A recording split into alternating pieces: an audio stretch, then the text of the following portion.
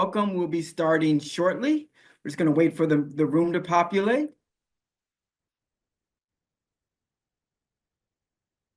My name is William Johnson.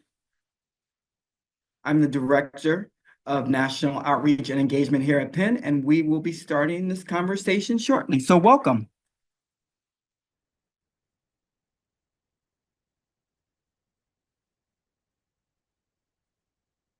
Hello, everyone. Welcome. We'll be starting this conversation shortly. My name is William Johnson, if you're just joining. I am the Director of National Outreach and Engagement, and thank you for joining us.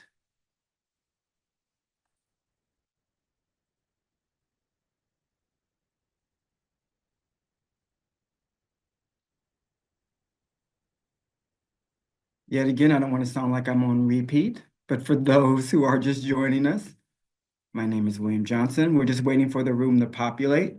I am the Director of National Outreach and Engagement at Penn America. So welcome.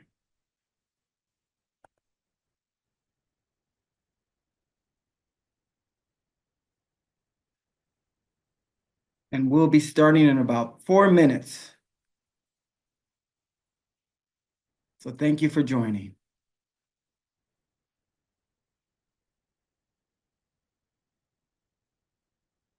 Yet again, my name is William Johnson, beaming in live from Brooklyn, Flatbush. So welcome. I'm the Director of National Outreach and Engagement here in Penn. And I just want to thank you all for joining our 2024 Annual General Meeting.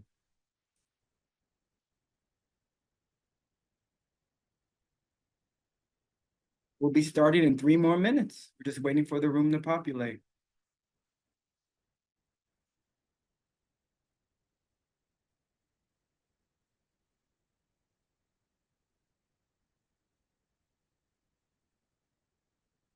And yet again, one more time, my name is William Johnson, and I'm the Director of National Outreach and Engagement here at Penn. And we will be starting in about 1 minute. This conversation will get rolling.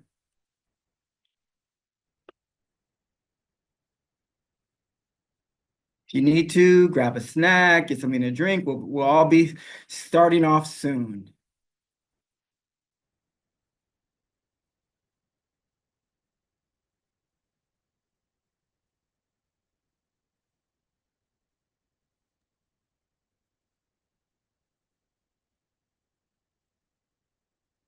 All right, let's get started. As I mentioned, my name is William Johnson, and I'm the Director of National Outreach and Engagement here at Penn America. I want to welcome you all to Penn America's 2024 Annual General Meeting. Now, before we start, I'd like to take a moment to thank you all for being a Penn America member. You are the foundation of our organization. It is your commitment to free expression and literary engagement that allows us to support the culture of writing and reading through our various literary-based initiatives. It allows us to report the latest findings on banned books and educational gag orders and defend writers at risk worldwide. Now, if you want to spread the word about Penn America, about the Penn America membership community, or give the gift of membership, please follow the link in the chat. Now, before we start the panel discussion, we will have several remarks from the Penn America Board of Trustee President and our 2 interim co-directors. We will take questions after our big panel conversation. So if you have any questions for the trustees or leadership, please place them in the Q&A box at the bottom of your screen, and we'll address as many as possible. Now it is my honor to pass the baton and introduce Penn America's board trustee and esteemed author, Jenny Finney Boylan. Hi, everybody, and thank you, William. Greetings from Belgrade Lakes, Maine,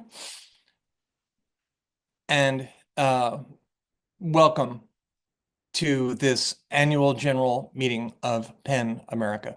So, indeed, I'm Jenny Boylan, president of Penn, and as I complete my first year in office, it is fair to say that the issue of change is heavy on my heart, both for this organization as well as for the country in which we live.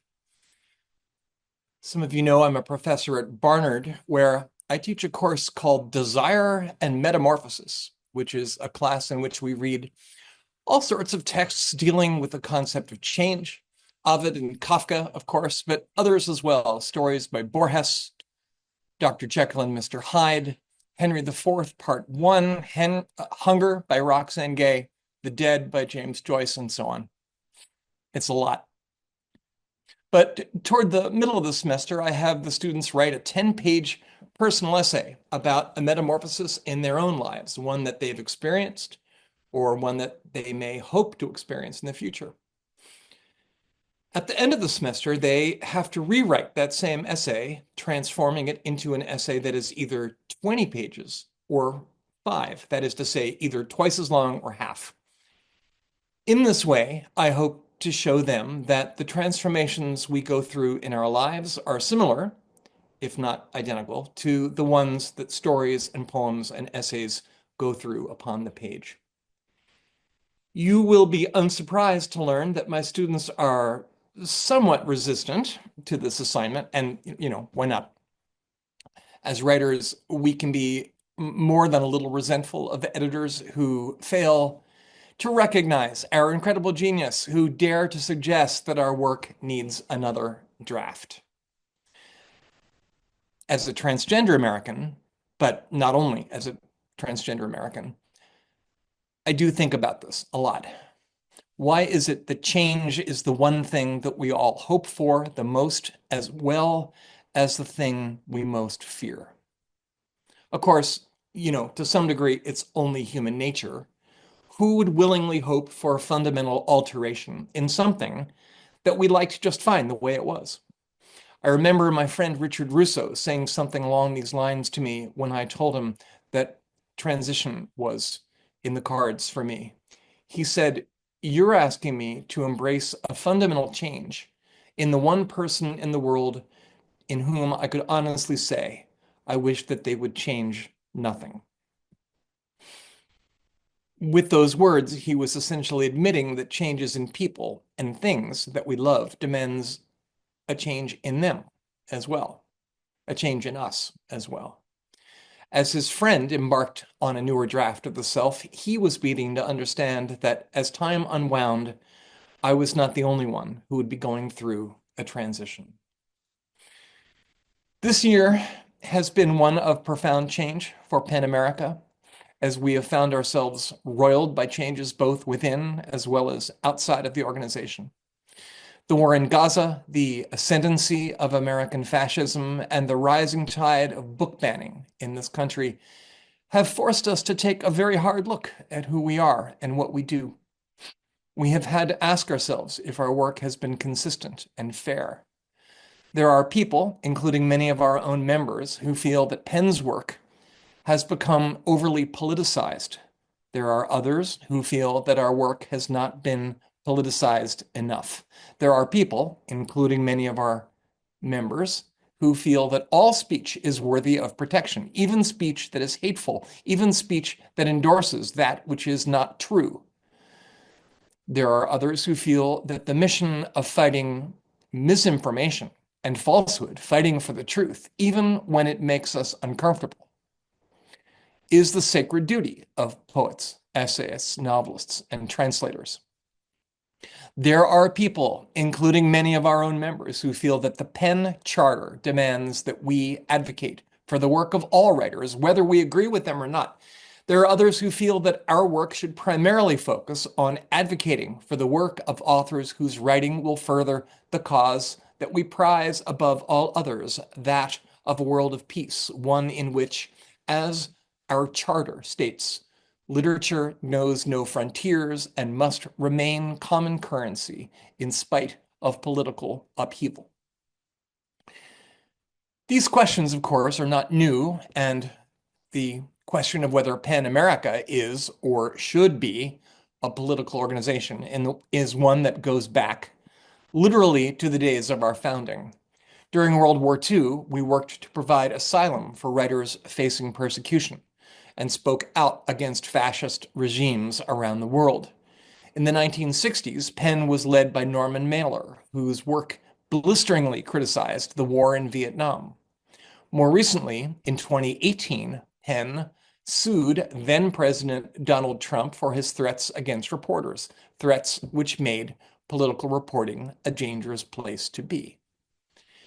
In the end, it can be impossible to separate politics from our work because writing itself is an inherently political act. The question is whether we can be political without being partisan. The question is whether we can abolish the frontiers between writers without acknowledging that frontiers exist, and not just the frontiers of international borders, but the frontiers and borderlines between men and women, between the rich and the poor, between the privileged and the powerless. These questions will not be answered anytime soon, if ever, but we need to keep raising them because it is the process of wrestling with these questions that enables us to keep changing and becoming the pen that this moment in history demands. This fall, the departure of our CEO, Suzanne Nossel, for a new position with Freedom House in Washington, D.C., gives us an opportunity to create another new draft of our organization. A search for a new director is now underway, and we hope to share the results of that search with you all this spring as we turn the page and begin a new chapter in the 100-year-old history of Penn. We will undertake that search with care, but with all due speed as well, because the tide of rising fascism and misinformation in this country means that PEN America's work is more urgent than ever. Donald Trump has vowed to punish journalists whose coverage he dislikes. He has promised to jail reporters and strip major TV networks of their broadcasting licenses as retribution for unfavorable news, or, in the case of the Des Moines Register, as retribution for unfavorable polls. He's promised to shut down the Department of Education and to deny funding from schools that acknowledge transgender identities. He is nominated as his Secretary of Education, a former professional wrestling executive currently serving as the chair of an institute that opposes the teaching of what it calls racially divisive history. There's a reason why the books most frequently banned in this country are those dealing with either queer identity or the lives of people of color, because those are the books that suggest that the story of this country, too, is incomplete, that it is instead a work in progress, a story that is still being revised as we come to understand the humanity of Americans who are not straight or cis or white or able-bodied. What we are fighting for, both inside Penn as well as in the country in which we live, is a second chance, a new draft that will include the voices of people who have been silenced. What we are fighting for is a new and better story. What we are fighting for in the end is each other as writers, as readers, as publishers, and as citizens. Tonight, we are joined by a group of writers whose work is at risk in this country because they have dared to tell their stories. In just a moment, William Johnson. By the way, did we mention that he is the Director of National Outreach? William will introduce them to you. But before that, I would like to introduce to you our interim co-CEOs, Clarisse Shariyf and Summer Lopez, who have stepped up to run PEN America as the search for a new director is underway. Between the two of them, they have decades of experience at PEN, and they represent a new generation taking on this important work. I have so much respect for Clarisse and for Summer as managers, as defenders, as champions. Above all, I am proud to call them my friends. Will you please welcome PEN America's interim co-CEOs, Clarisse Shariyf and Summer Lopez.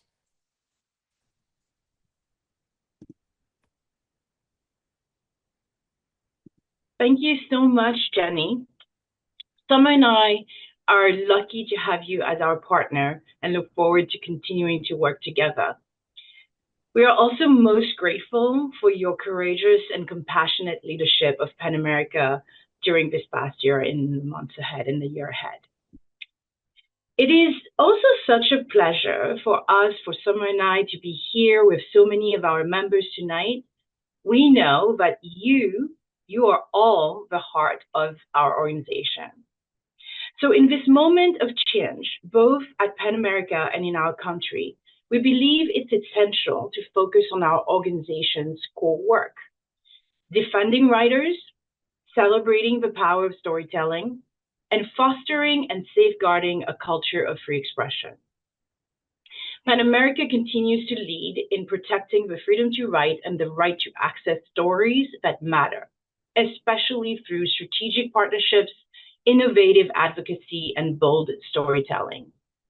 We also recognize that this past year has been difficult, marked by unprecedented challenges, intense scrutiny, and calls for reflection and growth. We are grateful both to our allies and collaborators, and also to those who express disappointment or disagreement with us. We have listened carefully. We're still listening carefully, and we have gained valuable insights. So we know we have work to do to connect and reconnect with our diverse and vibrant literary community. And we are approaching our leadership with a commitment to listening to our colleagues, partners, and the writers we champion around the country and across the globe. It will not be easy, that we know, but Summer and I are committed to doing the work with you and for you. Thank you, Clarisse, and also thank you, Jenny. And let me also say what a pleasure it is to be here with all of you this evening. PEN America will also remain dedicated to mobilizing our community to defend and celebrate the power of the written word. In this critical moment for free expression, we must be attuned to the evolving challenges facing writers, educators, and artists. We want to foster an open and inclusive dialogue with our members, our partners, and our communities. And we will strengthen our advocacy campaigns through stories that resonate, ensuring our response to the growing threats to free expression is timely, impactful, and deeply human. As we head into 2025, we are also looking to our history, to the similarly fractious era in which PEN International and PEN America were founded. Our organization exists precisely because those founders saw that it is writers and artists who so often challenge the status quo, hold the powerful to account, and inspire people to envision a better world. They saw that free expression and the open exchange of ideas were essential to free and democratic societies. And of course, those are the very reasons why we see authoritarians around the world imprison and threaten writers and artists, ban books, and crack down on free expression, on the media, and on the educational sector. We see the threats against free expression growing right at the very moment when it's most important. But part of what makes PEN so unique is that we are a place where writers and their allies come together to defend these principles, even if they may disagree on many other things. That is rare in today's world, and it's something we work every day to preserve. So Summer and I have been at PEN America for nearly 20 years between us. So we are deeply committed to this organization, to its mission, its work, its staff, and its community of writers. We are honored by the charge we've been given to lead PEN America through this transition period. And we are also committed to staying in conversation with you beyond this evening. So please reach out. You know how to get in touch with us. You contact our membership team, and we'll be happy to make some time to connect with some of you. So tonight's panel discussion will address the issues that will impact the work of PEN America and demand a response. Our staff has been preparing for the incoming administration, and our organization is ready. The writers on our board are here today, tonight for this discussion, are great thinkers, and we are very much looking forward to hearing their perspectives. And I'm very pleased to introduce our moderator for the evening, my wonderful and brilliant colleague, Jonathan Friedman, the Syms Managing Director of U.S. Free Expression Programs at PEN America. John joined PEN America in 2018 to lead our campus free speech work, which eventually grew into a broader program focused on free expression and education. And for the past year, he has led our U.S. free expression work as a whole. An interdisciplinary scholar by training, John has authored a number of PEN America's reports, including Chasm in the Classroom, one of our landmark reports on campus free speech, and he's overseen the growth of our work to respond to book bans, educational gag orders, and a wide range of other threats to free expression. John, over to you. Thanks so much, Summer and Clarisse and Jenny and William. It is truly my honor to moderate tonight's conversation. And I do see some are already putting questions in the chat, which we will have some time for later this evening. So a final welcome, last one for the night, to our annual general meeting. As Summer mentioned, I'm the Syms Managing Director for U.S. Free Expression programs. And tonight, that's what we're here to talk about. And it's a topic that, you know, we ought to be able to come together and, you know, debate the edges of, which have changed over time. So please, you know, join me this evening for what I'm sure will be a rousing conversation about really the state of the nation and the state of free expression. Now, I know many of us are feeling the reverberations of the recent election in the US, global geopolitical tumult, and it's being deeply felt in the literary community across academia, journalism, education, the world of libraries, of artists, of poets, of writers. And many of us are standing, as we do, at the intersection of creativity and conscience, and you know, staring into the void and unsure of, you know, what may be around the corner. In that moment, our mission at PEN America to protect free expression and to defend the civil liberties that make it possible is, you know, urgent more than ever. And it is something that we're going to be talking about this evening. So we're here to ask ourselves, what is at stake in this moment for literature, for freedoms, for the free flow of ideas, for the right to seek truth, to seek truth, to speak to power, and how do we sustain those rights in the years ahead? And we're also here to talk about how can we adapt, organize, join together in community? How can we work together as advocates? In this time of what may be immense change, we can at the least reaffirm our collective purpose. And so that's what we're here to do tonight, to reflect on that idea, to reflect on those rough edges, and to consider the challenges in front of us. How can we envision a future together where freedom of expression thrives for all, even in the face of mounting pressures from many directions?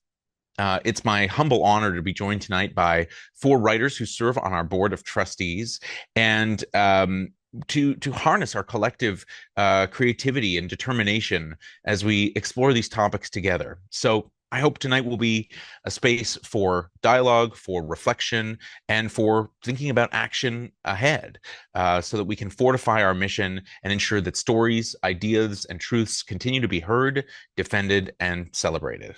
With that, please join me in welcoming our trustees, Marie Arana, Tom Healy, Dinaw, Mengestu, and Allison, Markin, Powell. And we'll be putting a link to their bios in the chat where you can read all about their fantastic backgrounds.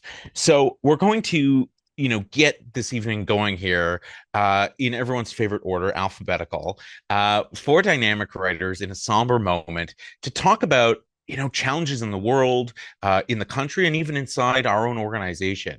And, you know, as we think about the past, as we, you know, are dreaming about different futures, I thought I would start just with a very open question to each of you to reflect on, what does it mean to you to be a writer? And what does it mean to be a trustee of PEN America right now? We'll start with you, Marie.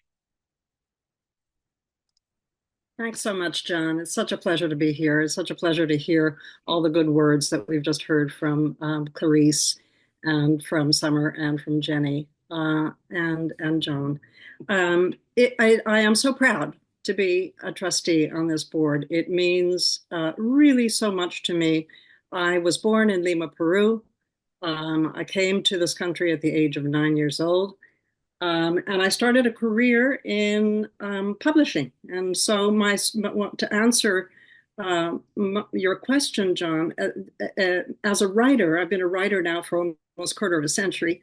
I've published 8 books, a bit more if you count the collections that I've done. But from the very beginning, it was a reaction to the publishing world. I had worked in the publishing world before. I had worked at Harcourt Brace and Simon and Schuster, and then I had been the books editor at the Washington Post. And in every place that I had worked, there were not people like me around. I was the only Hispanic at Simon and Schuster at the time. I was the only Hispanic, certainly at Harcourt Brace at the time. And I was the only Hispanic executive at the Washington Post at the time. And then at the Library of Congress, where I subsequently went, I was the only Hispanic in the librarian's office. And it occurred to me 23 years ago that we were not represented, we were invisible, essentially. When I had brought up subjects at the editorial meetings in both publishing houses that I had worked in, people would say, well, the Latinos don't read, that's not a market for us, which was astonishing to me. Every Latino I knew, every Hispanic I knew, everybody I'd grown up with was a reader and devoted to reading and bettered by reading.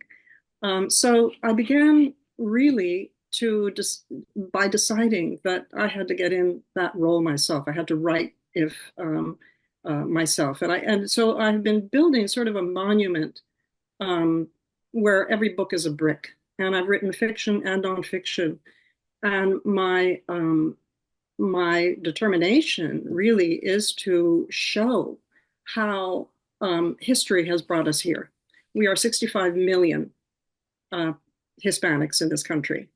And that is very quickly going to be a third. 1 out of 3 Americans will have some background in the Latino world. And my real campaign, if you will, mission, if you will, has been to illuminate who we are, to say, that we have been here since before the first pilgrim arrived, and the American history has affected Latin America so deeply that is why we are here. And if we haven't come here, it's because the United States of America went with westward ho movement and invaded us. So all of these things, which really all that history points to where we are now, exactly where we are now with Latin America, where we are now with the Latino population here that is so vast and important and productive. So that really has been my goal, and this connects with PEN because PEN America is very much dedicated to revealing the literature from around the world, from bringing dissidents to real voices that we can hear and appreciate. I think the international reach of PEN America is very important to me. And not only that, but I have come from a region which has banned books, which has really discriminated and murdered journalists who are out of line. So to come in this moment in time when the country that we have come to improve ourselves for a better life is now turning to banning books itself is extraordinary to me. My husband is a descendant of the Judge Woolsey, who actually ruled that James Joyce's Ulysses was literature, not pornography. And it pains me to think that we are stepping back into that pit of despair. So that's really where I come from. I'm all about, as I say, every single book that I've written is part of a very determined project to reveal who we are and how we fit into the American story. It does feel like we're inching closer to an opportunity to revisit all these decisions once more. Let's go to Tom. Thank you, Marie. Some reflections, Tom. What does it mean for you to be a writer and a trustee of PEN America at this time? Well, thank you. Thank you, Jonathan. It's really terrific to be here. You know, I was talking with my friend Carolyn Forche, the poet, who's kind of been the founder of what's been called the poetry of witness around the world. And I was thinking about something she wrote poem where she said, "The worst is over, the worst is yet to come." I feel that that's the kind of moment we're in. It's a moment of where I'm really nervous about the safety of writers and about the direction of our country. I mean, I'm speaking from Florida, which is ground zero for the book bans you're talking about, and which Penn works so hard to fight against. You know, I think being a writer and being a Penn board member is kind of schizophrenic enterprise. You know, on the one hand, we're obligated to our work. You know, that's the focus of what we're supposed to do. But we do have an obligation to the world. We have, you know, people who are suffering, writers and artists that we know and reach out to who are silenced and murdered. And in our own backyard right here, we have elementary school teachers who are hounded by people online and strangers who confront them and their families in the parking lot of their schools. So I'm not exactly sure how it is to be both a writer and an activist in Penn, but we struggle and try. Thanks, Tom. So let's go next to Allison. Same question, just your reflections entering tonight and this moment. Thank you. It's an honor to be here. I'm grateful to be in conversation with my fellow trustees on the board. I would say, so I represent the translation committee for PEN America on the board, and that puts me in even a little bit different of a position. The translation committee has been around since it was established in 1959. It's the largest translation committee among all of the PEN chapters around the world. And so that makes me want to talk about community, because as a translator who writes translations and as a member of the board of trustees, I mean, I come to Penn. Penn is a community to me, and the committee has monthly meetings. There's also the Children's and Young Adult Books Committee. So that's another constituency within Penn. Since this is the annual general meeting, I'll just say that if you're a member of Penn, you're welcome to join either of these committees. And I think, you know, at this point in time, I find myself clinging to my communities. And you know, it's reminiscent of 2016 when I was serving as co-chair of the translation committee. But I go to these groups for support, as a place where we can work through our feelings, our fears, our hopes. We can brainstorm together about the contributions that we can make to, you know, in whether it's resistance or whether it's support. We talk about who among us are the most vulnerable, who, you know, if there are, specifically with translators, we're always looking at the countries that we work with which we work, and the languages that we work and the authors with whom we work. And so we are often serving as sort of proxies for them, and trying to bring their work, but also their plight to readers in English and readers in the US. So, yeah, so that's, I mean, it's been a really important place over the past year for me to be able to listen to other members of the translation committee and members of PEN and my fellow board members. I just really am grateful to be able to hear them share their experiences, and I look to them for their insight uh, and for inspiration as to how we will move forward. All right, thank you, Allison. And last but not least, Dinaw, your reflections. What does it mean to be a PEN trustee and a writer at this time? I'd say out of the two parts, being a writer is certainly probably the easier sometimes. It's something that I think, like many of us, I've known I've always wanted to do. Being a writer was sort of like fundamental to how I related and connected to the world, and very similar to what Marie said, wanting to figure out how and what it meant to take stories from my own community and put them out into the world, and to see those experiences actually embedded and made part of this sort of changing and evolving cultural fabric.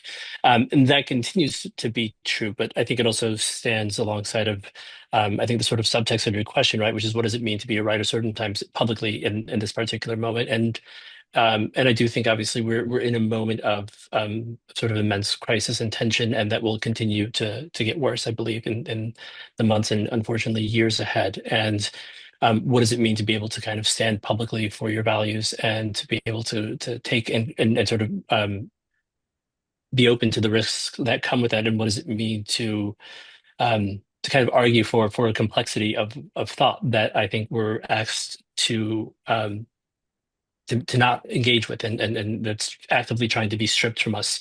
And, so alongside of that, being a board member for PEN has, for me, has traditionally always meant being able to support writers. I mean, that was the sort of first driving instinct, and continues to be the sort of primary reason, not only writers in the US, but of course, writers abroad. And it's been an enormous part of the work that has kept me deeply committed and attached to PEN, is knowing that we can and do have a significant impact on many lives out there that sometimes people aren't always aware of. I think also at this particular moment, it means reflecting really hard with our community, and thinking about where this organization can go and what it can do to kind of reaffirm its values. What can we do to reach out to our literary community and start pulling and stitching it back together? I think that's an enormous sort of thing that a lot of us are sort of here hoping to do, and something that I think is essential for us to figure out how to do. And will, of course, be a large part of the conversation that I think we'll have this evening, and will continue to have, not just tonight, but I think certainly in the months and years ahead. But I can't think of anything more urgent and pressing than that work. And I think it's work that we sort of are all committed to doing. I think it's work that I've seen this staff at PEN America absolutely, utterly devoted to. And it's, I think by and large, like that work that as a trustee, and I know we all feel the same, we stand behind, and we are sort of, kind of both in awe and respect of, and that we try our utmost to support. Thank you for that. And maybe there's a jumping off point there for what I had hoped to ask you each next, which is, Dinaw, you mentioned stitching together at a fractious time, and there's no question this is, a very fractious time in the US, around the world, in the literary community, etc. And you talked about, how we might stitch together. And so what I wanted to ask each of you really was, what do you think is the most important thing that we might take away from this conversation tonight? So, if there's one suggestion, a principle, a value, you talked a minute ago, Dinaw, about reaffirming our values. If we were to get together and have this conversation in 4 years, and, that's a very open invitation, we can set the date now for us 5. But, when we say, wasn't it a good thing we talked about it that night? What's that thing? What's that idea that we've just got to get into here? And, we're going to want to be able to say it was the most important thing that we talked about. Now, you have the benefit of having gotten the question beforehand, I have to say. So we're expecting some answers here. Maybe Tom, I saw you had a thought there, so I'm going to start with you. Well, I think to pick up on what Marie, Allison, and Dinaw have all said, our first obligation is to make writers safe. Nobody is protecting artists and writers but other artists and writers. I think that is the fundamental fact. There are people getting engaged in politics in every other way, but we have an obligation in a moment where artists and writers, their views, their books, their work is being dismissed and destroyed. And it's going to be a dark time. And I think what I believe is our first and foremost obligation is to make sure we build a community, despite our differences, that is about protecting writers. Marie, what are you thinking? I agree with Tom completely. I do think that I think if we walk away, as you say, John, with something that we remember from tonight, I would say that it should be that we realigned our focus in our way to actually serve those writers who don't have a voice, or those or give a shoulder to those who are being discriminated against or silenced in some way. I think that's the focus of PEN. I think that is, and that is the community of PEN. I think if we all sort of get behind that notion, there is tremendous unity, I think, in that focus and in that will and in that conviction that we should, that our job is really to give those who have no voice, the writers who have no voice, a voice, and to support the evolution of writing too, and have this be an example to the young as well. So that's important to me. I agree with you completely, Tom. Allison. Be predictable as the translator here, but I always, of course, I do agree with what Tom and Marie, what their responses are, but I'm always going to advocate for hearing from the multiphonic, multilingual voices. And so it's not just, that we not just listen to the ones that are sort of right in front of us and the ones that are that are speaking loudest, that we listen to the more precarious ones who are needing the support, who need translators and interpreters to sort of bring their voices to the public. And Dinaw, anything beyond, if you wanted to go deeper at all, I guess, on that question about stitching us together, listening, crossing the fractiousness?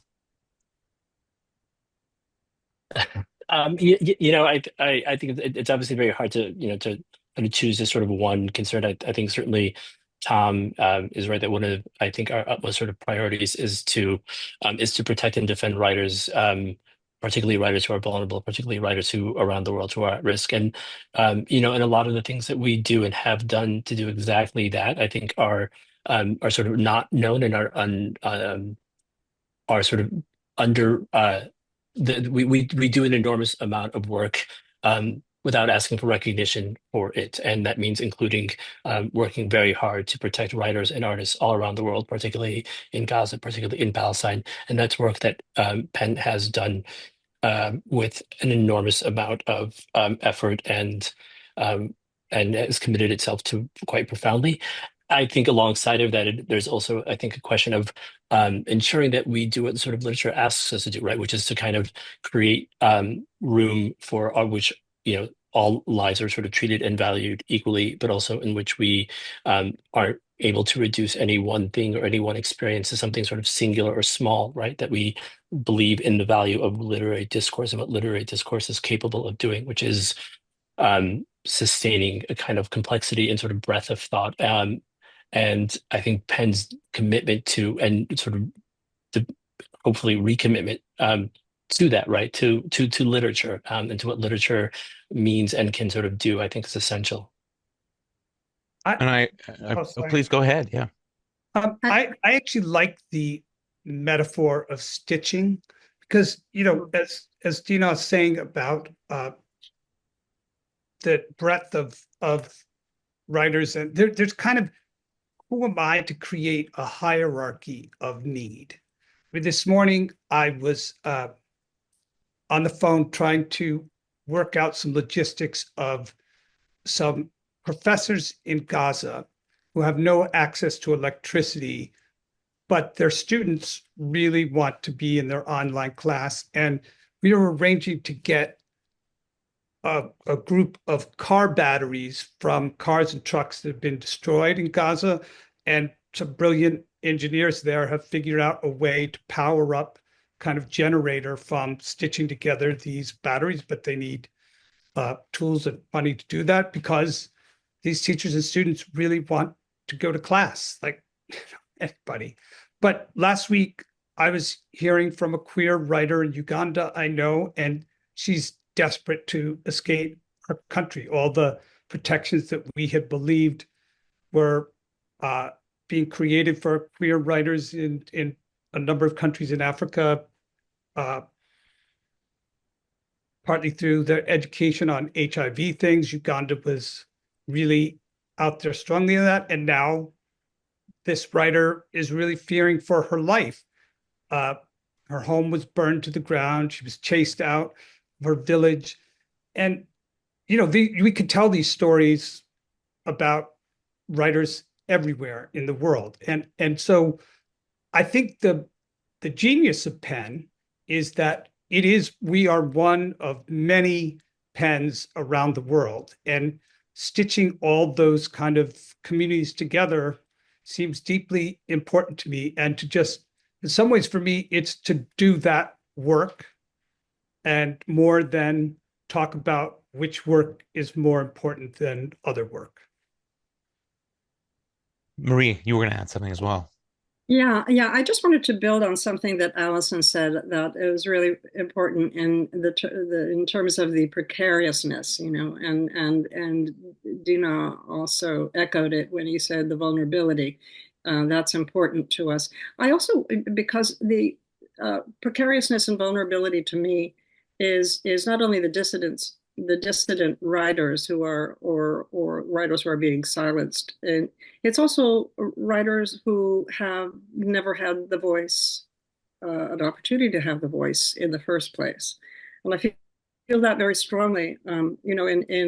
In certain countries where the indigenous, in my part of the world, where the indigenous are not given a voice, and they're even though they are millions, and they may be a tremendous percentage of the Andean countries, for instance, and they're ignored and they're neglected and they're not published, and that is a precariousness too. I mean, we are not hearing those who are important. I mean, in terms of Latin American countries that are not heard, those languages that we don't hear from, that are not translated, have very important things to say about the environment, about the planet, and how we live. And so, precariousness has very different faces, and I think that Penn does well to pay attention to that as well. And I think that's an important place that we can actually develop more work. I completely agree, and it's something that both in the U.S. and in our national work has been something that we've always been trying to innovate, I think, and to be attentive to that. And there are many needs in the world, and I think sometimes we are in a moment of reflection about that, about how we are and can be consistent in responding to those needs. But I also I wanted to share this a little bit, Tom. Something you said reminded me of it. I looked up before this evening a document some of you may know, which is the summary of the first 50 years of Penn. It's a history of the first 50 years. And I, as a historian, I cannot resist a good quote that you can read 50 years later when something is 100 and say, gosh, isn't that interesting? So, I thought this would be worth sharing. This is a line from that document. And yes, I have a few of them picked out, but this one is it lists a group of the authors who were originally involved in Penn, and it says the strength of the early membership lists was that they did not reflect any special literary set or way of writing, and in fact, none of them has ever since. This sort of idea that something like Penn could exist, bring together this conglomeration of, translators, writers about different areas of the world. Why does that feel unique, but also especially meaningful in this moment of division, of crisis? Allison, what do you think? Well, I think something that I've heard repeated so many times, over the years, but specifically in the past year, is, practicing talking across differences. And, Penn is a big tent. It always has been. And I think as we were all, each of us was talking about different forms of listening. And it's, I think we've each been challenged to do so, to think about, the positions that we hold dear to us, and try it, within Penn and outside of Penn, and in our country and around the world, it's just become so difficult to achieve dialogue. And I don't know. I mean, I think that Penn itself has really, we've seen it be challenged by these fundamental principles. Other things that I've heard Penn members, trustee members say in recent months and weeks is, Jenny said it tonight, actually, being political without being partisan, and how important it is to just be open to invite people to speak and to feel heard.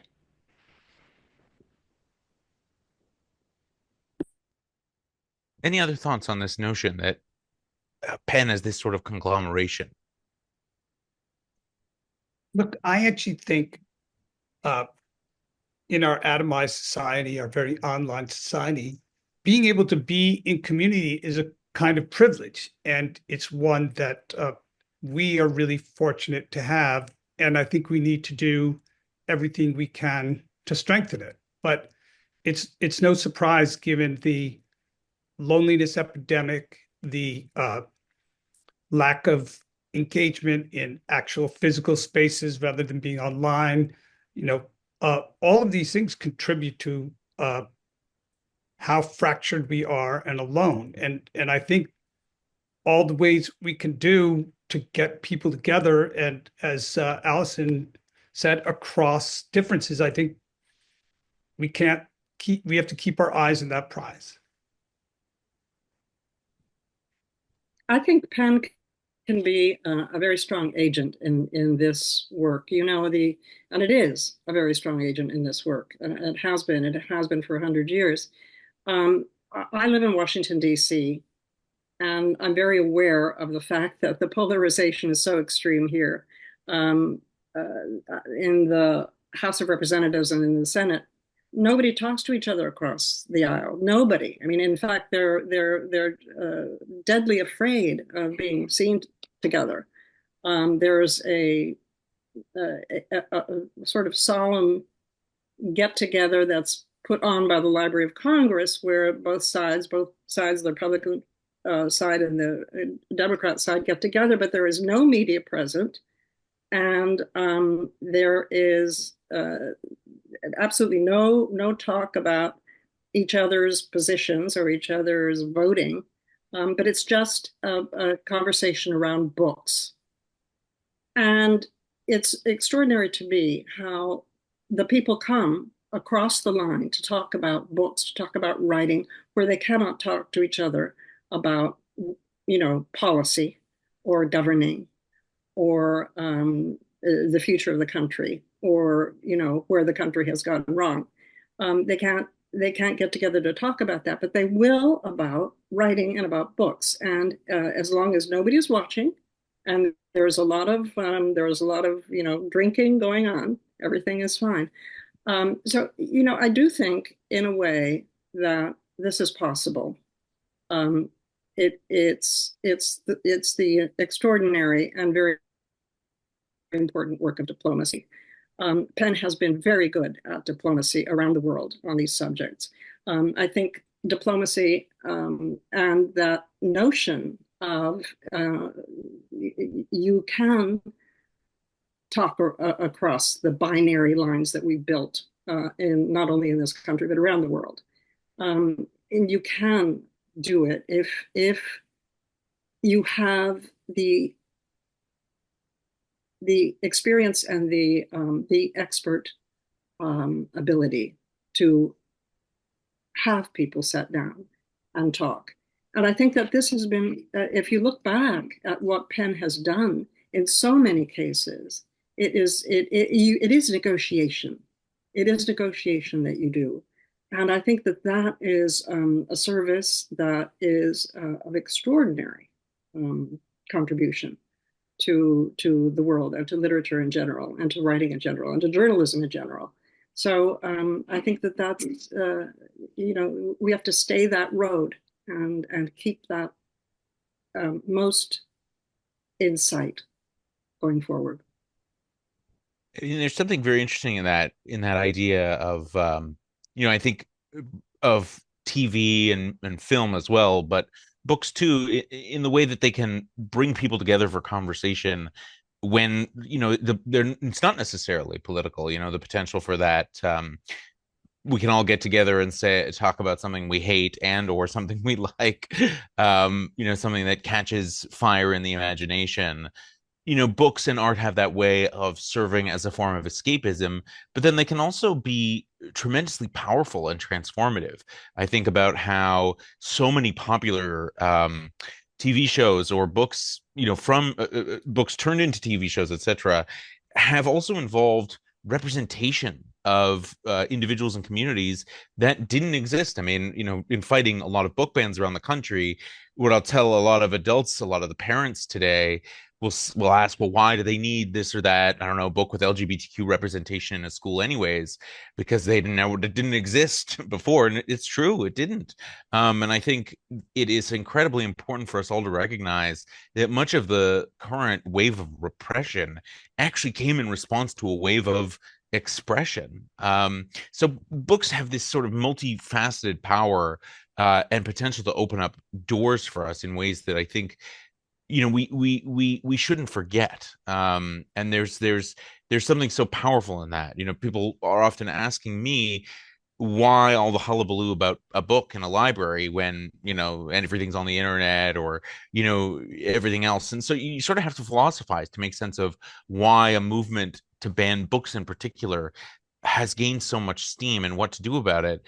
But there is something incredibly tangible, incredibly material, incredibly meaningful about the book in your hands. And as we encounter or fear or have nightmares about what kind of censorship may be on the horizon, is it time to start, I don't know, stockpiling the books in the annex? Should we be concerned about limits on publishers? Do we see book bans going beyond schools and libraries? And how ought we to kind of prepare for that? And I'm curious, Dinaw, do you have any thoughts on, what is most important that, those of us who care about books try and do right now to save that kind of moment of expression that we find ourselves in? I mean, I see, the sort of conversation about the, Penn's ability to bring together sort of divergent viewpoints is obviously certainly true. But also, obviously, in order for those divergent viewpoints to be able to come to the table, they need to exist. There needs to be space for those opinions to actually be articulated and to be spoken without fear of repercussion. So I think both, whether we're talking about the sort of individual books, as you said, right, the book bans follow obviously a wave of expression. And let's be honest, it's a very small wave, right? We're talking, we're just gaining little bits of visibility, and we can see the reaction to that. And obviously, the idea is to make sure that there isn't more visibility that will continue to increase. And so, the challenge, I think, going forward will continue to sort of not only be that, but to also watch just how deeply weaponized our judicial system is, to make sure that any forms of expression that might run counter to certain ideas will be threatened and will be challenged. When I think of one of the reasons why Penn is sort of so important for writers, it's in part because I know it gives me the freedom to be able to say and articulate very deeply held values and beliefs, and to do so even though there might be repercussions, but to believe that there are institutions that will stand by and support me when I make those articulations, and if I'm threatened or challenged by those, right? I think that'll be particularly true for every writer who works in any form of public institution. If you have any opinions or beliefs that will go against what this current administration will challenge, your ability to articulate those things will be, I think, increasingly under threat. So, I think it's important to know that there are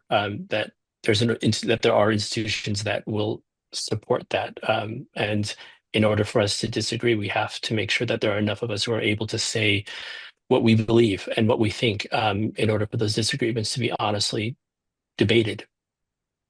Jonathan, I'd like to say some of the answer to that is to be very practical. I mean, the absurdity of book bans here in Florida included banning Amanda Gorman's inaugural poem for Biden's inauguration.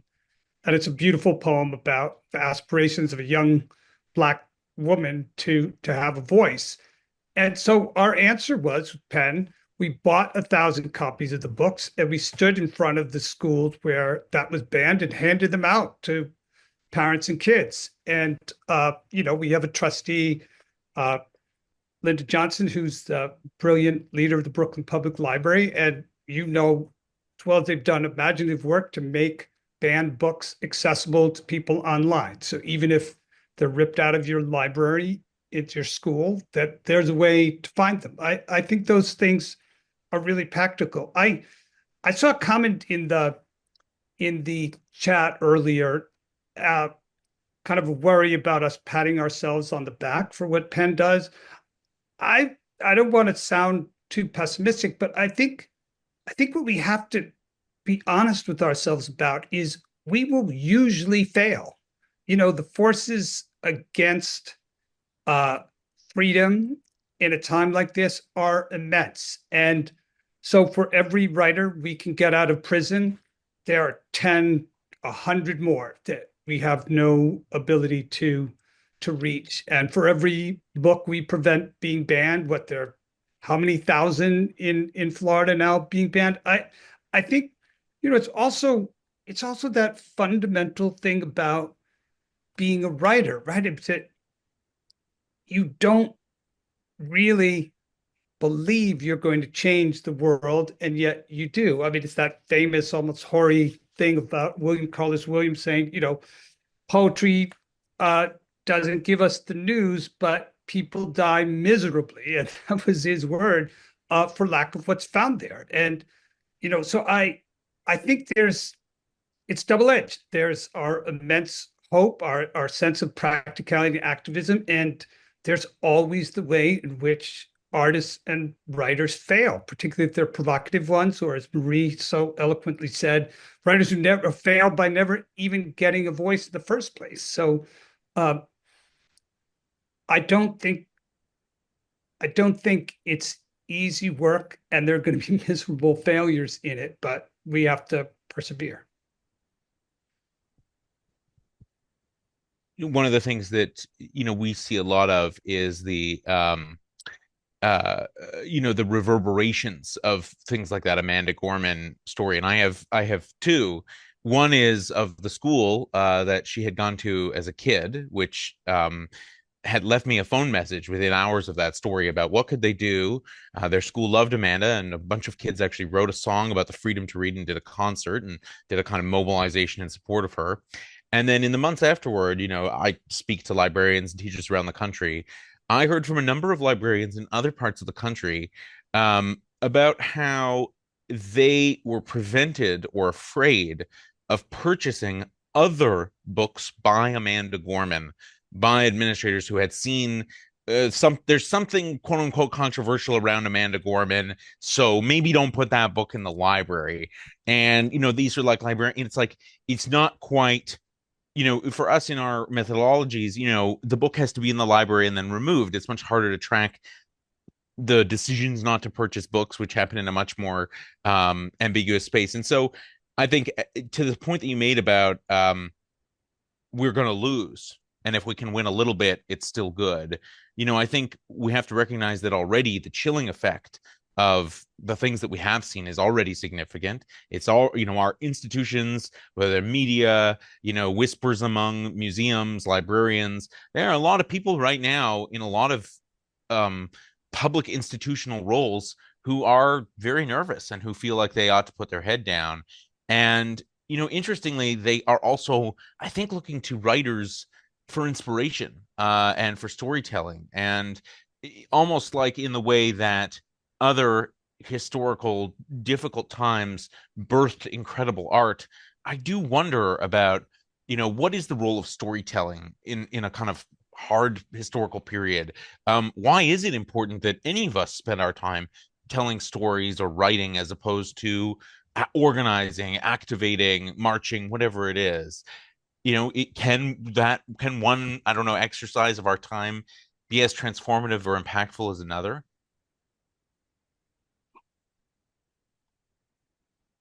It's really interesting. I think of writers as being really the voice in the production, but the agents of writing are really the front line, if we can say the front line, is really the librarians and the educators, the teachers.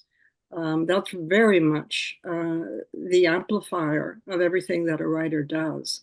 We can talk about defending writers, but which is extraordinarily important and at the heart of what Penn does. All writers from Brazil to Palestine, but what the real work of getting literature into hands is done by librarians and by teachers and educators, and I think that we would do well when we speak of community, of engaging that whole sector of agency that I think is so important. Allison, what are your thoughts on some of these themes? I mean, I think, well, I mean, we've been talking a lot about the conversation sort of once it gets to book bans, there's so much to say. But I translate from Japanese to English, and the work that I do doesn't really encounter book bans all that often. Not to say that it doesn't, but Would you like? Do you like some? I'm just saying that Penn does a lot of things, and so I'm not trying to sort of swerve the conversation elsewhere, but just that there are so many issues that that Penn supports, and there are so many ways in which it can continue to or improve the ways in which they support writers and translators and poets and educators and I guess we talk about vulnerability, and we talk about precarity, and I think just that it's not only book bans and censorship are the ways that we're going to need support. We, the members, but also the potential members and the communities at large and the readers as well, because the people whose voices we're trying to make heard. We're trying to make, we're trying to get them into the hands of the readers. And that is, ultimately what, it's the booksellers as well. It's really, there's so many parts, it's like, lightning in a bottle to get all of these pieces in, together in order for these ideas to take inspiration from there. And I think that sometimes that's also what people must find frightening. Well, let me go with you on this point about translation, and I do want to remind people we are going to leave some time at the end for questions from the audience or the panelists, and bring back our interim CEOs to talk about some of the questions that raised. So, if folks do have questions, you're welcome to put them in the Q&A, and we are going to take some of those up. But Allison, on this point that you raised about doing lots of things and translation in particular, we are living in a moment. Not only, we can talk a lot, and it's a very American conversation, polarization, deepening fractions, the economy, whatever else it is that we talk about in the United States. But, in the global world, the United States has a very important role to play. And there is this sort of growing isolationism, a kind of recurrent theme in American history. Why translation then in this moment? The same question about why storytelling or why literature or why books, why translation, why English Japanese in this moment? What can we learn from that, or why is it important that we not turn away from these things? Well, I think there are so many writers and artists who face, who have experienced this, historically, but right here in this moment, there are so many writers and artists who are facing this, and I think it is easy to be concerned with what's right before our eyes, in our daily lives, but we can also take inspiration from the perseverance and endurance and the success of writers and artists in other countries and what their, the way they've managed to express themselves, whether, through their translators. Even, the recipient of the Nobel Peace Prize last year, Narges Mohammadi, that was a writer whose work was brought to my attention by another member of the translation committee before PEN, really was starting to focus on her. And at a World Voices Festival, it was during the pandemic, I think it was 2022, there was a panel that we held in which there was an empty chair at the panel for her. And I just think, it's not just about gaining perspective, but it's also about gaining inspiration and hope from, when we feel despair at what we're facing, we can look around and see. But I think, without supporting translators and the work that we are doing, and about providing translators with opportunities to do this work and to have the voices of the translate, then we're not going to know about these other struggles and how similar they might be to our own. I think it's important to add to what Allison just said, that translators are so often ill-paid, badly paid, and underpaid, and it's such important work. When you say about the global scene, John, I think I edited and published for a long time when I was working in publishing, dissidents from the Russian world before perestroika, and this was an opportunity to look inside a place that we were denied, any kind of understanding.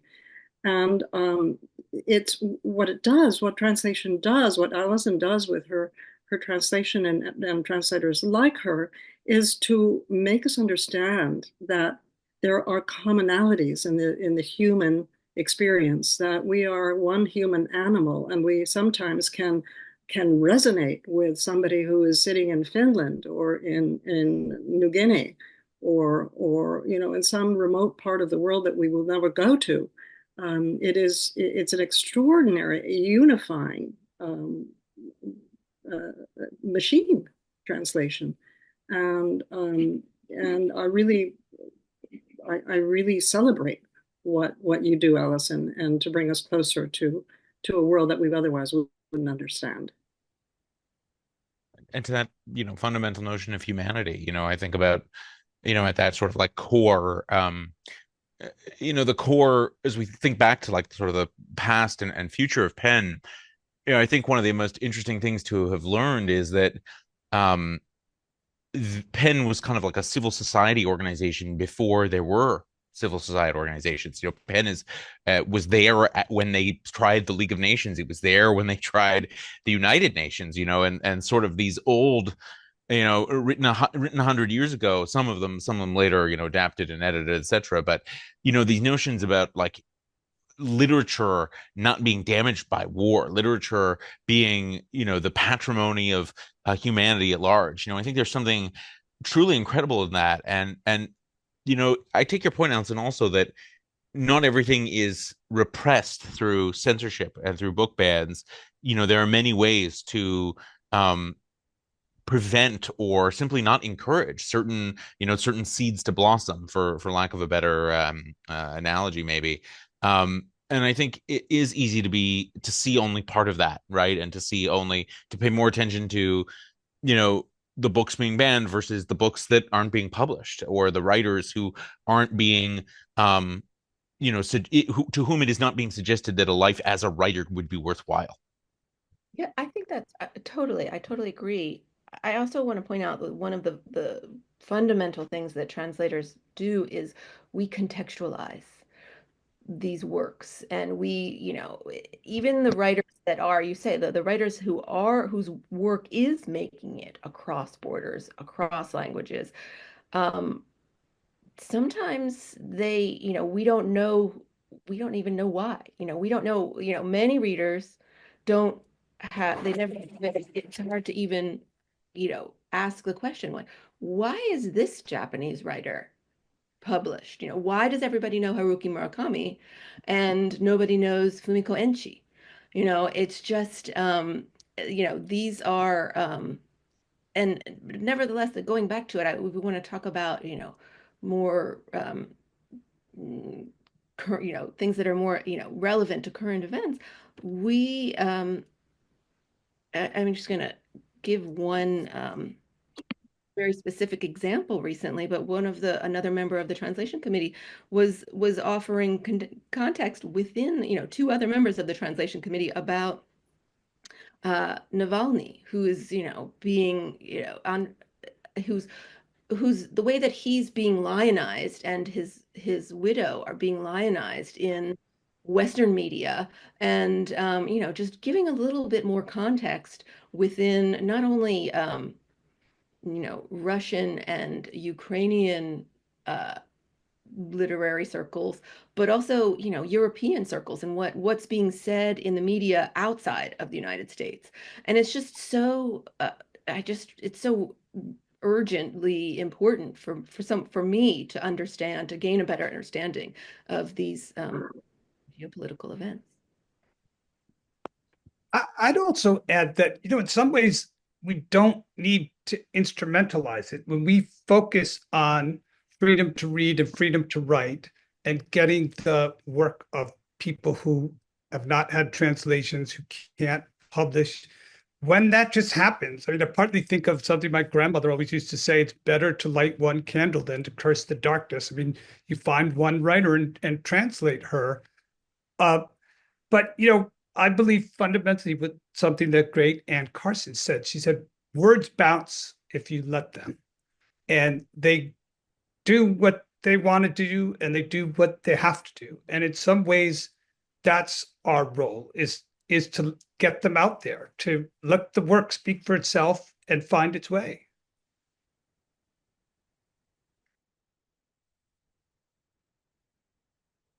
I'm letting that one bounce a little bit.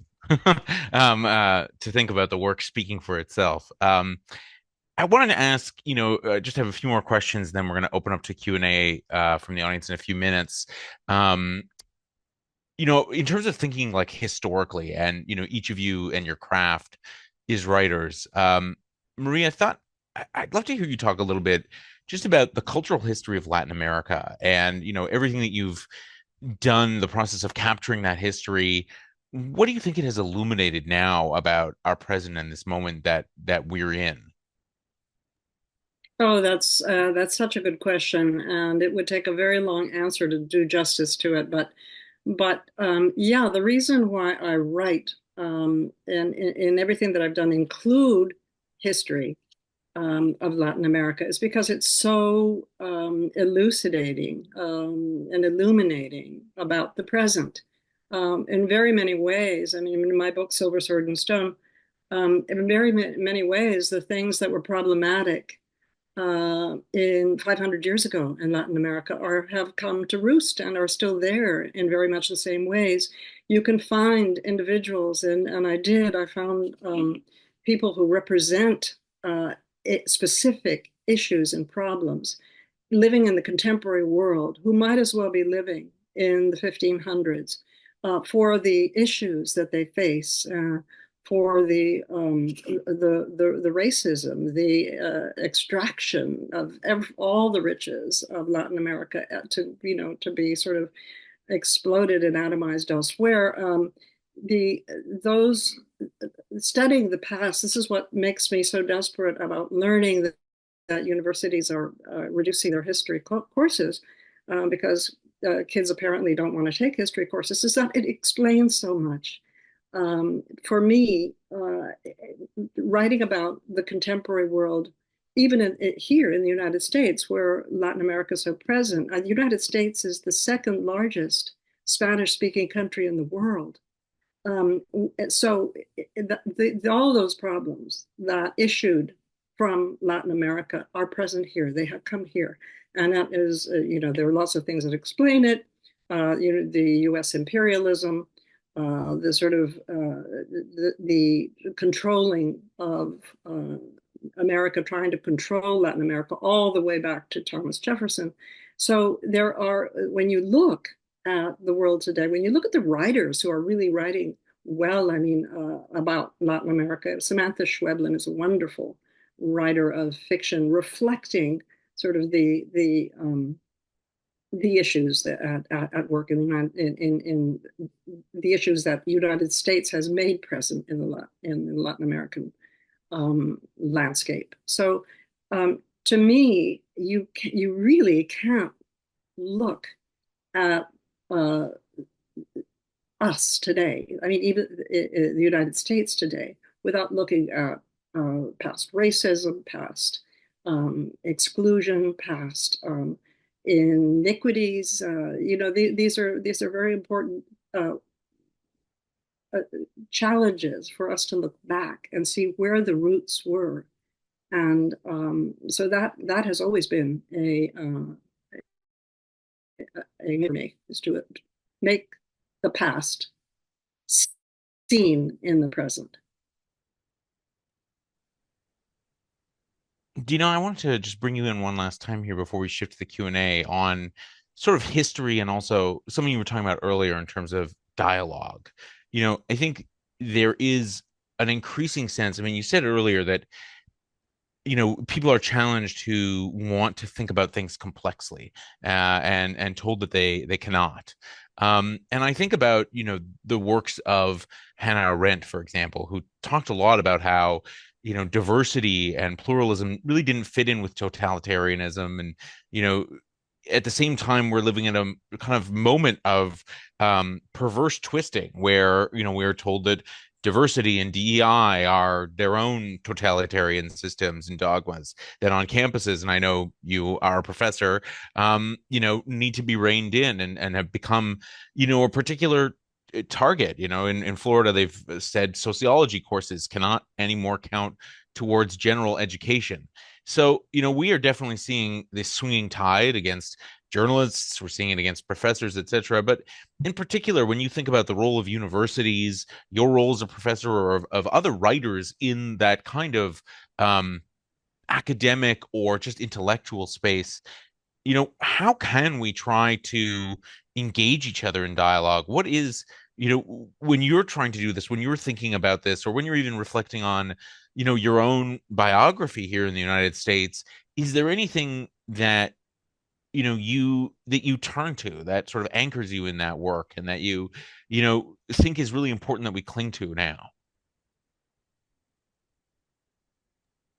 That's sort of a very layered sort of question. And I guess maybe as you're sort of posing it, Jonathan, I was thinking, obviously we're here with our members, and I do think, it's sort of essential that we understand and kind of, and I think we will get to this sort of further, right? That we understand the kind of like the very deep divides happening within our membership, and the number of writers who have stepped away from the organization because they believe it no longer reflects their values, and what does that actually mean for us to be able to re-engage and to kind of bring those writers back and to actually sort of argue and sort of defend the work that Penn has done, which I think is sort of important, while also at the same time also saying like there is more that we can do, and there's more that we can do only if we are also engaging and reconnecting with our literary community and bringing writers back into the fold to actually put their voices back at the center of what this organization can do, not only because the individual voices of writers matter, but obviously, of course, because the literary culture that we all believe in matters. And it's that culture that will sort of, I think, is essential to helping us culturally, politically move through this particular moment. But I think in order for us to be able to do that, though, I think we do need to kind of like start talking directly with each other about, and I think we're not having the conversations yet that we need to have. And I think that is the conversation that I hope we perhaps will begin to have this evening, and that we will continue to have in the days and weeks after this, after tonight. But I think it's important to understand, like, these dialogues don't happen as a one-off, right? That they have to happen with a kind of sustained engagement. But I think where we're, at least sort of where I hope we sort of move to right now is both an understanding for the necessity of that sustained engagement, and for the desire of Penn to hear the writers that are out there, and to know that like this is what part of what I think we need to do right now this evening. So I know I might be straying away from the question, but like I know we hear you, of course. I mean, and that's why we are sort of here. And I can't think of anything sort of more important right now than making sure that we actually bring the literary voices back into this community, and that we actually begin to figure out like where our differences. I mean, I think we know what some of the differences are, but I actually don't. I think fundamentally we are all working actively and very hard for many of the same causes. So yeah. Thanks, and I think the notion that we learn over time, right? Sustained engagement as a way to kind of a sustained dialogue, that it's not a one-off. I think that's sort of a welcome refresher to, I think, how so many people are thinking about and looking to control education right now. To the point you raised, questions that have been circling, and some have come in the chat, and we also have a few that were pre-submitted. So turning to those now, and I wanted to invite back our CEOs, Summer, Lopez, and Clarisse, Shariyf, to join the conversation as we take up some of these questions. The first one that I have here is about journalists and the battle for truth. So the question was, how can journalists and writers win the battle for truth and democracy when social media seems to be dominated by the right? And, I think, well, I'd be curious, Summer, you've done a lot of work on social media and on journalism. Do you have any thoughts in reaction to this? Yeah, I think I'm not sure I have a silver bullet answer for social media itself, especially in this particular moment. But, I think one of the things I think about in relation to this question is what has come up so often tonight, which is that in moments like this, I think power comes in community, right? And we know that individual writers and journalists are facing significant risks. We do a lot of work, to offer support to writers and journalists facing online abuse and other forms of threats to their safety. but it's very hard for them on their own often to, really stand in opposition to that. But I think that, in community, in solidarity, that's where you find the ability to, to fight back and to be able to uphold the fight for truth and for democracy. And I think, as you were suggesting a little earlier, John, some of what we're seeing already from some media outlets and other institutions is essentially something that experts in authoritarianism call obeying in advance, right? Where they're starting to concede things out of either a sense of pressure or actual pressure, but in ways that, I think set some worrying precedents, whether that's, the decision by ABC to settle in the defamation suit or whatever, these examples are. I think that, we have to continue to recognize and call out those violations of norms and where things are starting to cross lines like that when we see them, because that's how censorship and intimidation really work, right? Where you don't really have to crack down. People learn where the red lines are and they actively avoid them. And so, I think journalists and writers as truth tellers are on the front lines of that, but they need community and they need solidarity behind them to ensure they can do that with less risk, and to know that there are organizations and institutions that will continue to support them. I mean, this is what we see play out in countries around the world. And so I think ensuring that, that we're able to kind of stand together in defense of those individuals and those sectors and the community of both writers and journalists is really essential in this moment. Thank you, Summer. Anyone from the panel would like to join on that question about journalism and social media?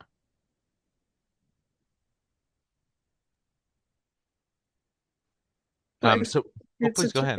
Yeah, it's a terrible situation to be in, and I have seen it very closely at the Washington Post, where an extraordinary editor, Marty Barron, really, and you can read this in his book, which was published not long ago, where the social media had crept into the media organism so deeply that that opinions were the master of the day as opposed to the news.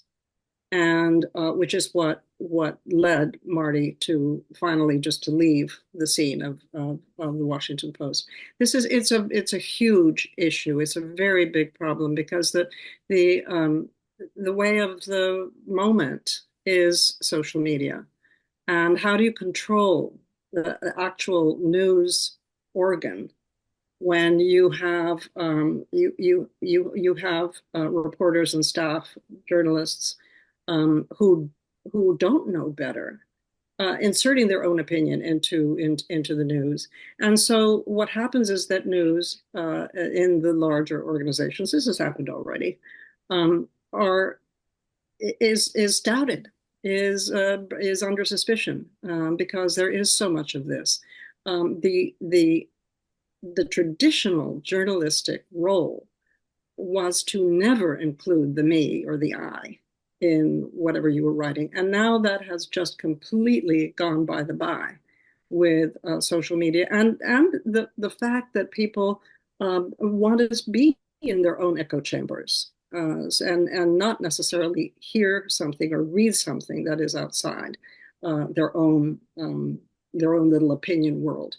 So it's a huge problem. It's I don't know how it will be solved. I think that media is going to, my own view is that media is going to become eventually more local. It has to be more local in order to be really perceived as something that can be believed.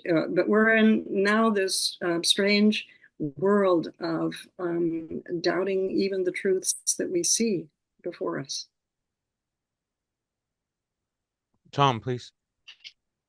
I think the thing I would focus on here is, the premise of the question that we can win against these things or solve these problems. We're not going to win. We're not going to win against billionaire owners of major news outlets. We're not going to win because ABC is owned by Disney, and Disney saw what it was up against when they were fighting right-wing governor here in Florida. So that's why they caved. I think we have to think about alternatives. I mean, it is is a dismantling an alternative to the systems we have, because we are in a time where all the norms have been pushed aside.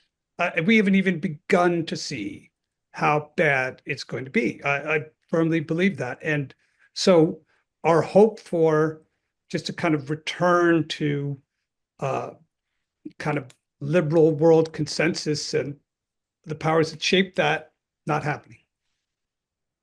The I think back to like how positive and how great everyone thought globalization was going to be. The famous article comes to mind on like global civil society. It was going to be so great.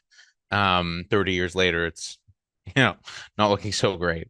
There have been it's come up a few times in the conversation tonight, so I wanted to turn to it now.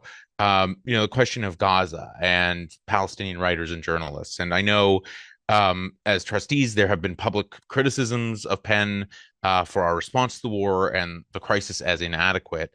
And so I really just wanted to give you all a chance to talk a little bit about what you are thinking of doing to address this. And some of the other questions that we've gotten, some pre-submitted and some tonight, refer to the destruction of education and universities in Gaza, concerns that media is as biased or censoring of the stories coming out of Gaza as they, that there's as much accurate criticism of media from that side as there may be inaccurate criticism from President-elect Trump, and some concern that PEN is not addressing these sort of criticisms forthrightly enough. Clarisse, I don't know if you want to start on that one. Yeah, I think that someone I can say a few things. We have been here, not in this room, but we've been here with the organization long enough, and certainly this past year we were having to deal in real time with, how the organization was able to respond, what we were able to do, what some of the things that we found maybe more challenging. I'll just say to start though, that as a reminder, we're a free expression organization. So criticism, debate, dissent, it's part of our DNA, right? And so I think that piece of it, I just want to note that, it was maybe what was the hardest these past few months, especially, in relation to the events of October 7th and the war that ensued, is that we're supposed to be able to hold, these difficult conversation, this tough conversation, the fact that we are not going to agree. And we were put in we found ourselves in a difficult situation where there were many, as Dina mentioned, there are many writers who really disagreed with maybe some other statements or the absence of statements or commentary on the war, and didn't want to participate in the organization, they didn't want to be affiliated with the organization based on their conscience, and we respect that. I think that what has animated, I think, on the literary programming side, but I know this is true on our free expression side of the organization, our staff was committed to actually center writers through that time. And it looked very differently from the inside and for outside and for different writers. Some writers needed us to help them with the fact that they were harassed online, right? That they found themselves shut down, or that they found themselves disinvited from certain forums, or etc. So we had to provide that help individually. We had some writers wanted us to cancel our event. Some writers wanted to have writers join into a call for total boycott of our organization, which meant that, we did cancel the literary award ceremony. We did cancel the festival, not because we thought that was the right thing. We actually withdrew. We lost the avenue that we have as an organization to convene people around dissent and about and around dialogue. We had planned to feature many conversations on Gaza, feature Palestinian writers, and this was not possible. And I want to just talk about it as a loss, It was not a loss for PEN.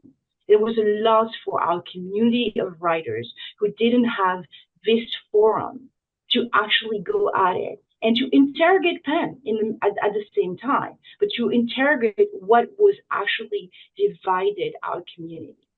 And if our members will allow it, I want to be very transparent. This was also a loss for the colleagues at PEN America who are working tirelessly to actually address the concerns that the writers have been, just sharing with us publicly and privately. And so we hold in this moment, I want to, if again, our members will allow, I want to mourn, of course, the lives that were lost. We have lost, family members, some of us have experienced this loss in a lot of different ways in terms of what has happened on October 7th and what has happened in Gaza and what is continuing to happen in Gaza. We are not shying away with naming what is happening. We are mourning what is happening, but we also want to do the work, and we want to do it with all the writers. And so that's the most important thing that I think for us, it is to hold right now. And I know everybody on the screen, in terms of our trustees, are committed to continue to do the work and to work with all the writers, not just the writers who agree with us. That would not be what then PEN is. So I think that's an element of response, and maybe someone wants to add something about, some of the work that we have been doing, that it has been hard to communicate about sometimes, or to maybe address some of the, misconceptions about what PEN has actually been able to do during this time. So Summer, if you want to say a few words about our work. Yeah, absolutely. Thank you, Clarisse. I think I want to just say here, Palestinian writers are firmly encompassed in our commitment as an organization to the freedom to write. I don't want there to be any question about that. We are committed to the safety and well-being and free expression of all writers. That is the core of what PEN America and the PEN International Network is about. So I think, part of what we're trying to do is to just do the work, and that involves continuing our ongoing commentary on the implications of the conflict for free expression, for writers, for journalists, and for press freedom, for the state of free expression on campus, for kind of societal discourse as a whole, right? I mean, this has obviously had an impact on our ability to have difficult conversations as a society, and that too is a concern for PEN. But we can share a bit more about some of the work we have been doing. Again, some of it's been public, but some of it has been quieter, particularly to support Palestinian writers who've been, under such grave threat. And I think we've really approached this work in ways that we hope are, responsive to a conflict that has continued to evolve. I think we were public earlier this year about the fact that we made a significant contribution to the PEN Emergency Fund in March. This is part of PEN International. It's for, assisting writers facing urgent crises. And that was beneficial in part because it allows us to work with any PEN center who's working with a Palestinian writer at risk can submit that case to PEN International for the emergency funds consideration and support.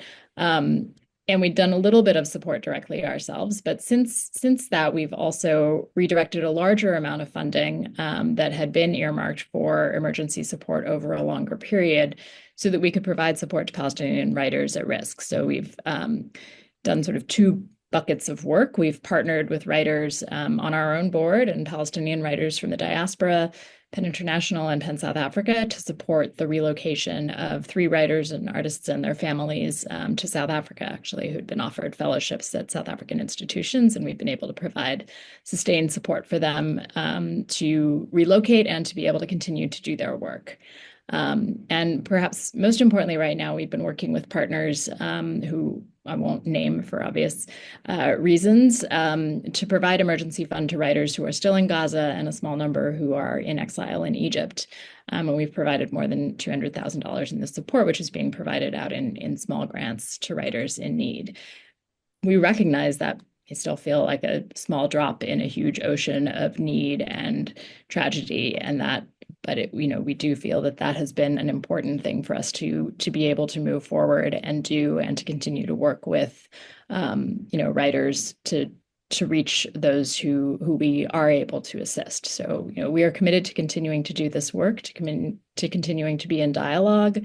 And as Clarisse said, with both the folks who have been supportive and wanted to continue to engage with us, and with those who haven't. This is what Penn is about. It's about having these conversations. It's about building a community of people who are committed to these fundamental principles, above all.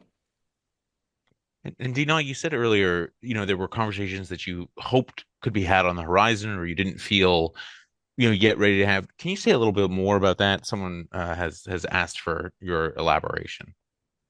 Certainly. I would just add to everything that Clarisse and Summer have said, the amount of time and work that it takes for the Penn staff to do that. This is not a very large organization, and the staff has been absolutely remarkable in trying to make sure that as much support as possible has gone into getting resources to writers and artists in Gaza, and we've done so because it is the right thing to do, right? Because it actually is part of our ethical mission to support writers and artists in crisis, and we have tried, I think, the hardest, with all the resources available, to use the institution and to use the resources and the time and energy of the Penn staff to respond as sort of strongly and as fiercely as possible, but not just as a sort of singular sort of moment, right? And I think sometimes people are wondering, why aren't we sort of talking about this more? But I think it's precisely because it's the work that matters much more than the recognition, because it is part of an ongoing effort that I think Penn is and Penn partners have been committed to. And oftentimes, I think the inability to always see that has created certainly frustration, has a lot of certain criticism of the organization, and there's a desire for, we need Penn to be out there doing this work, certainly to support the individual writers, to do what basically no other literary organization in the country is able to do. And I think we've done so at a scale that is significantly larger than others have been, given also the size of this organization. And it's not because, I think there's certain conversations about, are we able to sort of say, is this a genocide? For me personally, like I need to know that I can say that.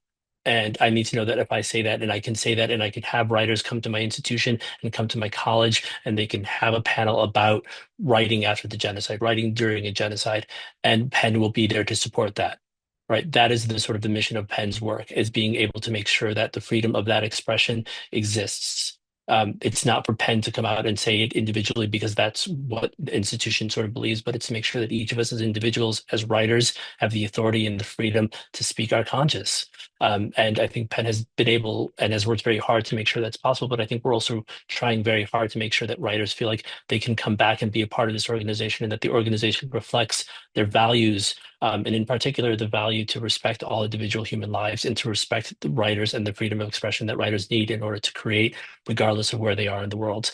And so the staff has just been remarkable in trying to get that work done. And I think getting writers back into the conversation about not only the work Penn has been done, but also the work that Penn can continue to do, not just around this particular issue, right? But as Marie and Allison have pointed out, and as Tom has noted, right, there are a lot of needs out there in the world, and there are a lot of places in which like Penn's efforts and labors can be used, but that cannot happen without a literary community.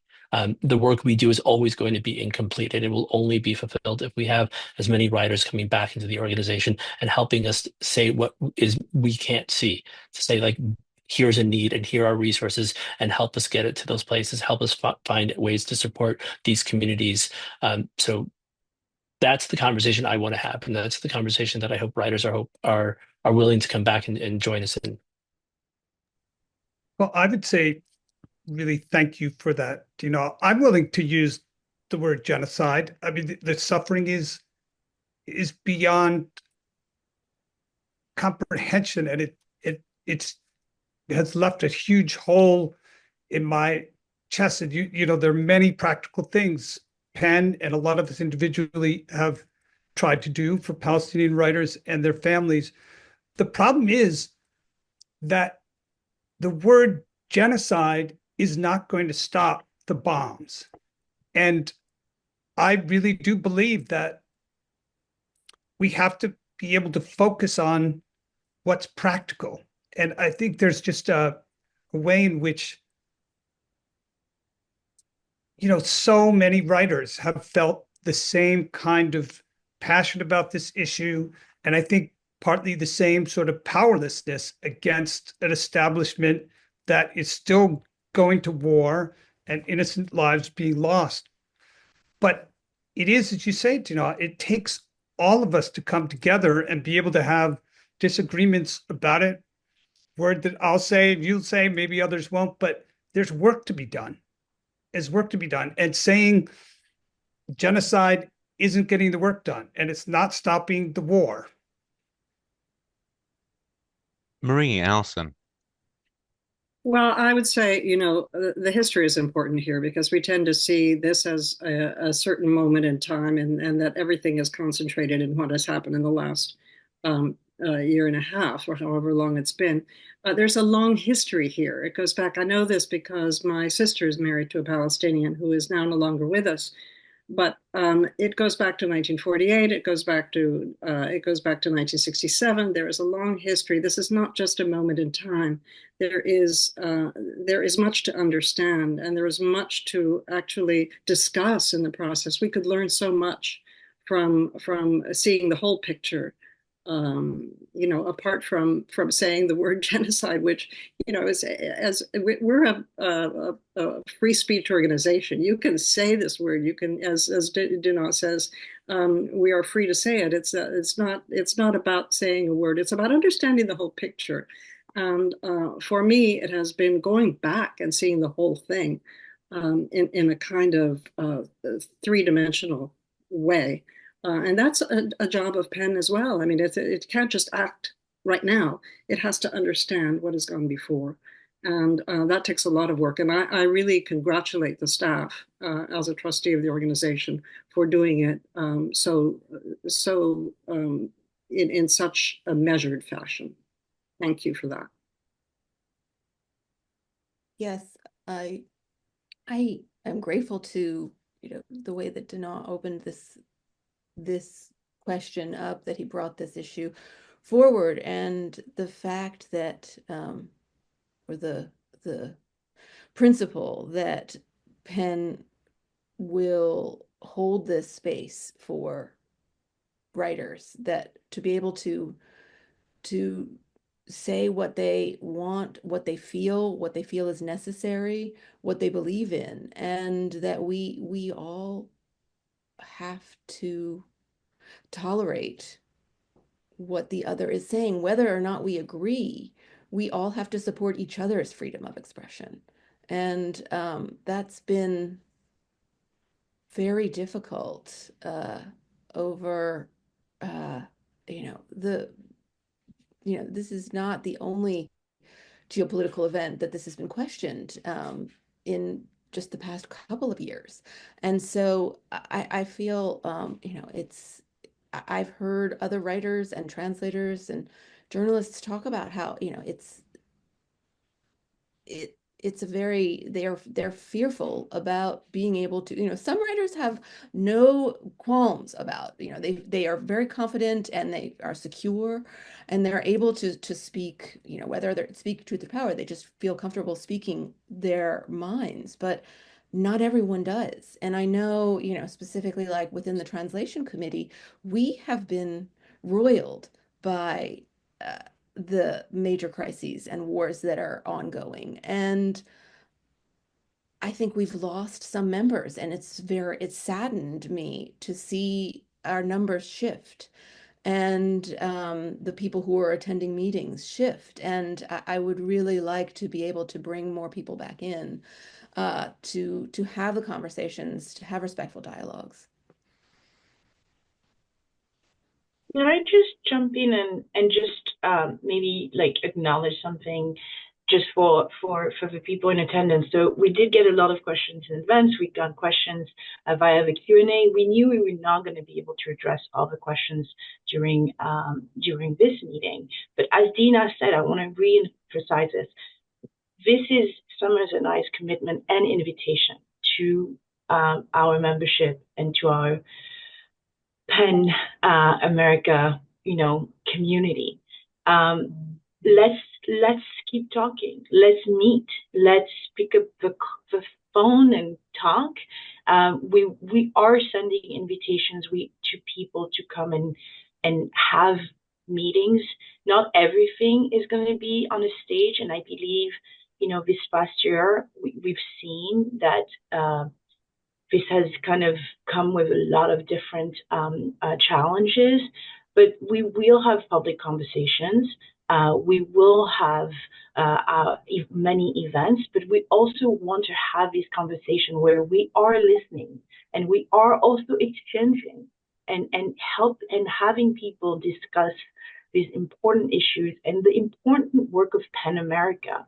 We want to hear from you. We want to do the work. And in order to do that, we're not going to not take into account what we have already heard, but also what we continuously want to solicit from you. So I would just have a warm invitation and tell you that when we email you, if you want to be part of that process, if you want to tell us what we're still maybe getting wrong, we're here to listen. And I'm absolutely ready to have that conversation.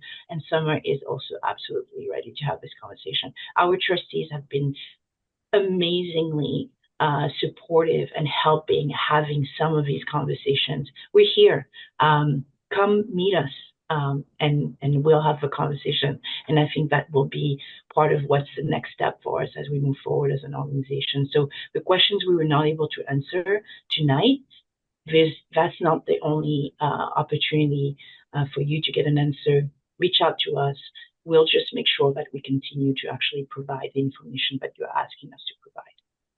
John, sorry for jumping in and usurping your role as a moderator. It's okay. You took a lot of it from me. I was just going to say, Dinaw, to your point, I think for me and many other staff here, we do believe wholeheartedly in freedom of expression to its utmost. I can tell you that many of us have been involved in defending all kinds of speech and believe very much in the power of speaking truth to power, in the importance of freedom at its utmost. And we are living in a time where we're seeing that freedom under threat. I think in some moments it is our appreciation and earnest commitment to that freedom that means we are trying to ensure that we're defending that freedom for everybody. I think that also is something very much on all of our minds. Summer, I did want to just emphasize as well before we end the point Clarisse made about emailing us at membership@pen.org. There were a lot of questions that we received. We selected a few that we thought were important to raise up to the panel tonight. And just one last one, I thought, Summer, I know we talked about wanting to address this, which came in the chat earlier tonight, was the question about boycotts and a call for PEN to join in boycotting Israeli cultural institutions and where PEN stands on that issue. And I know it's something that you've thought a lot about, and I thought best to try and squeeze this question at the end. Sure. Thank you, John. I think, it goes a little bit to what Dinaw raised about sort of what is PEN's role in a moment like this. And we, at our core, an organization dedicated to the power of literature, to bridge differences, to foster empathy and understanding, and to be counterweights to hate and to dehumanization. And I think it's because of that and because of what is in the PEN Charter of 1948 that talks about, what Jenny quoted earlier, literature knows no frontiers. It must remain common currency, even in times of conflict or division. As a result of all of that, we have a longstanding policy of opposing cultural and academic boycotts. We also defend people's rights to participate in them, and we've spoken out when people have been retaliated against for advocating for or participating in boycotts. But for us, that would be very contrary to exactly what PEN is built on, the belief that literary engagement, that exchange across borders amongst writers, amongst readers, and people who want to engage with culture that's a powerful means of achieving peace and understanding and change. And so that's our role, right? Is to remain committed to that power of written word, of literature, and of writers, and of global exchange. And so I think, that's our piece of it, and that's why we have the position that we do. Again, we will also, speak out on behalf of people who want to engage in or advocate for these tools and strategies, but that's Penn's role, is to remain committed to those principles of open exchange and engagement. And on that, we'll invite anyone in the audience who wants to continue to engage with us to please do. We're interested in hearing your thoughts. We're interested in being, as many of you spoke tonight, connected to a larger, diverse literary community that is, free to be in dialogue across a lot of lines of difference. I want to take a minute and just thank our wonderful staff for putting together this evening. Thank all of you in the audience for being here late into the evening. Thank our trustees, Dinaw, Mengestu, Maria Arana, Allison, Markin, Powell, and Tom Healy. Thank our chief organizer, William Johnson, and our Penn president, Jennifer Finney Boylan, for delivering remarks at the outset. And finally, to our CEOs, Summer Lopez and Clarisse Shariyf, who I believe will be hitting almost I think 50 days in the role, almost 40, 30. I think it's about, turning 12 any day now. So thank you all so much for being here tonight. And as we all said, just the beginning of the conversation.